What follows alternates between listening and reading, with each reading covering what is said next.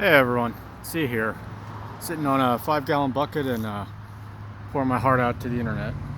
A couple of things I wanted to talk about today. One is a point I want to hone across to young people, and another is something that I'd like to mention to any aged folks that are looking to change the way the country is going. And well, first of all, you always want to stay humble. Personally, for me, I don't think that'll be an issue because no matter who I'm meeting or what I'm doing, and this goes back far longer than before I decided to run for office. But no matter what I was doing in the day and how it raised my ego, when I get home at night, I'm always changing diapers. So Nico, Mana, if you are watching this someday and when you're old enough to understand, your father really appreciates all your poop because it keeps me grounded and level.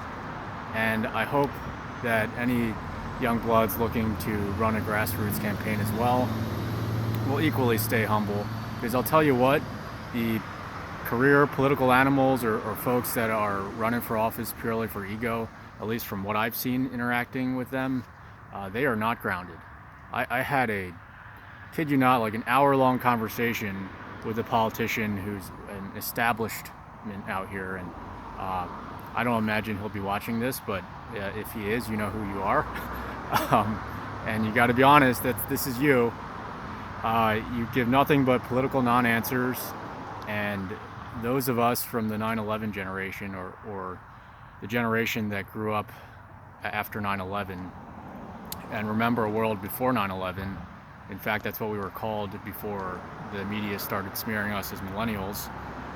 We were the largest generation at that time to involve ourselves in such high percentages in community service, and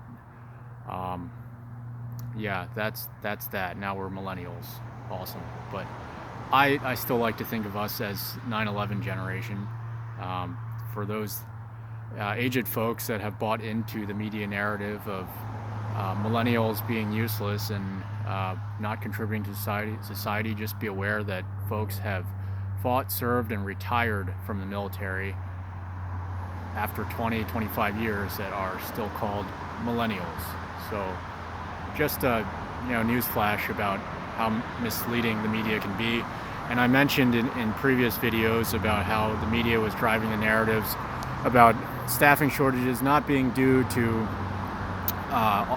autocratic mandates causing people to resist in their own way, either through organized labor strikes or outright resignation. Yeah.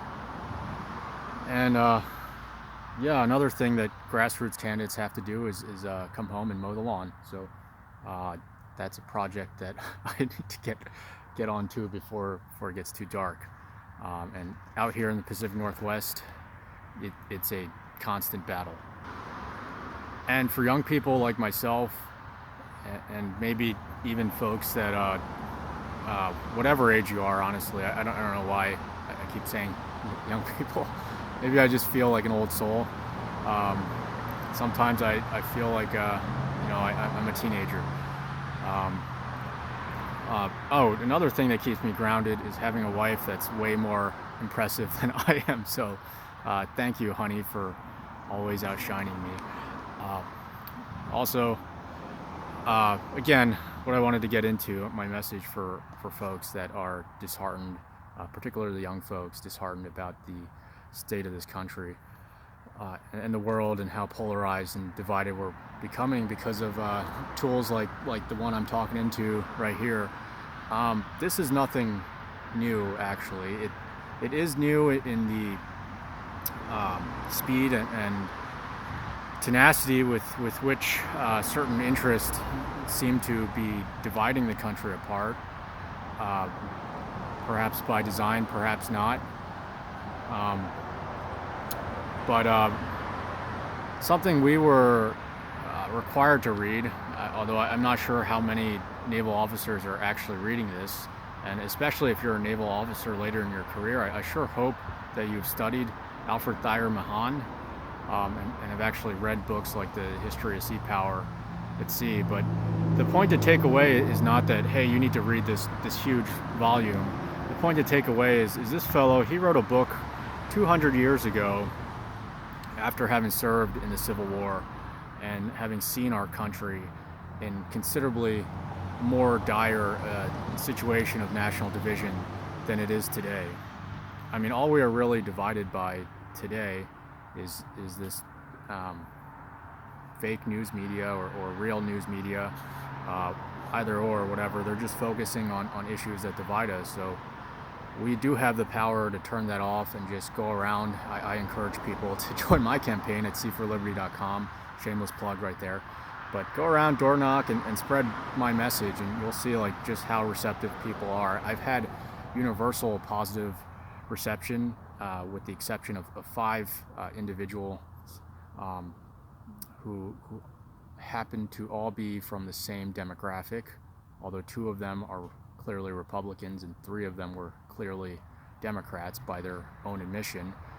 And I had a 6th interaction yesterday, which was also from someone from the same demographic, and this lady told me that she was very supportive of our incumbent congressman and actually knew him by name. I brought to her attention, like, are you aware of everything that he's voted for over the past 25 years, including 2 weeks ago okaying the entry of women into the selective service system? And she told me, well, realistically, when is the last time we've been at war? Or she asked me rather, and I did tell her that I served before. I didn't mention that I've lost friends who were there. But that was quite a mind-blowing statement for me to receive. But I think people should feel encouraged by that statement, actually, because that is the first statement that I've heard in 6 months of door knocking, and I only began social media recently and still learning all of this stuff, where one knew our congressman by name that affiliated herself with the Democratic Party, because ironically, many folks that are voting blue, I don't know if you know who we've been voting for, but it's not a good fellow. And another that is so blissfully unaware of the sacrifices made by those in uniform. In fact, the Tacoma Honor Guard, the folks out of the Naval Station Everett just mentioned to me about an M1 who unfortunately took his life while in the service as well, and we have a ceremony on the 20th. But yeah, anyway, going back to Mahan, this was a gentleman that wrote a book, and he is he's definitely the father of the modern American Navy, and really most navies around the world have based themselves based on his writings, him and a gentleman called Corbett. But he had made an argument in his book, and most of his argument is for the need for nations to invest in their national maritime infrastructure and maritime manpower, which is my line of work, the Merchant Marines. But he had made an argument for democracies against authoritarian governments. And what he was doing at the time was comparing what he had the most information on, which is a semi-democratic state at the time. This was the Empire of Great Britain, which had a parliamentary democracy and somewhat more representative government than a monarchy of the French. And the French, by every estimation in their sea power, were far more capable than the British, both in shipbuilding, in organization of their national citizenry, and their drive to expand their empire. Whereas the British were very fractured and divided. But in his conclusion, and he brings in many other examples through this very, very dry reading. It's probably not for most people, but the main takeaway is that even as divided as representative governments, as our democracy may seem, and again, this is from someone who served in the Civil War,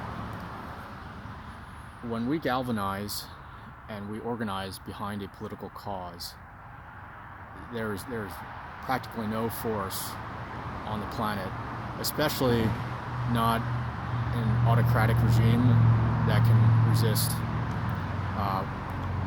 the direction that we are pulling our population.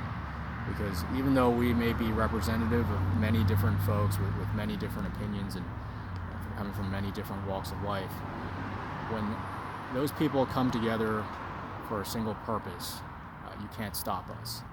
So I am a somewhat more spiritual person now than I was in my younger years. I've had a lot of things happen that have brought me closer to religion.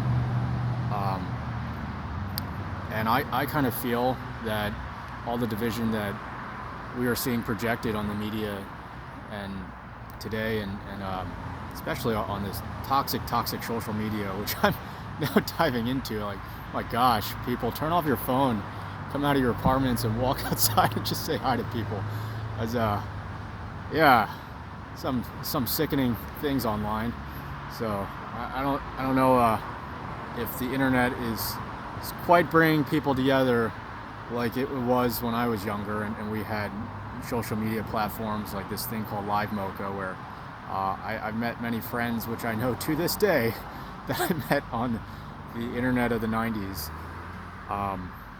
But that social media built social capital. It connected and united people. The Facebook, Twitter, whatever, twitching that we have today, that is they're not uniting. They're just distracting and entertaining for a time, but for me, there's far more interesting and appealing things for me to invest my time in. And let me just say, and you can probably tell from how uncut and raw my videos are, these influencers that have these amazing platforms, and I follow you. One of the fellows I like following is like John Collier with Growing Your Greens, and he's a pretty raw internet personality himself, but clearly there's many hours invested into building a social media infrastructure that are not shown on camera. So whenever you're not looking up someone's nose like you are now with mine, and you're following them on social media, just know, like, it's all scripted. There's a lot more behind that than this. So but if you are looking up someone's nose, and I think I'm good to go right now, and wow, my forehead looks really big. This is the real deal. I'm not making anything up for y'all. So keep your chin up, even when the sun isn't shining. There's good things in life, and if there aren't, then you have it within you to go out there and make them. So have a good day. I hope this is a small bit of encouragement. I hope my daughters that may watch this someday can appreciate that what went into them and came out to them did not go out in vain.